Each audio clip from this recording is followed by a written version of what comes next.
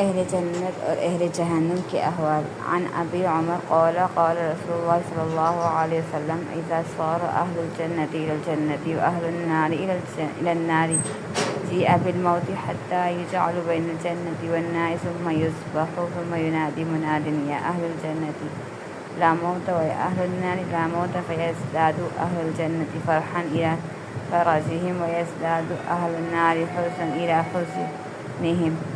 حضرت عبداللہ بن عمر رضی اللہ عنہ نے بیان کیا کہ رسول اللہ صلی اللہ علیہ وسلم نے فرمایا، جب اہل جنت جنت میں چلے جائیں گے اور اہل دوزخ دوزخ میں چلے جائیں گے تو موت کو لایا جائے گا اور اسے جنت اور دوزخ کے درمیان رکھ کر ذبح کر دیا جائے گا۔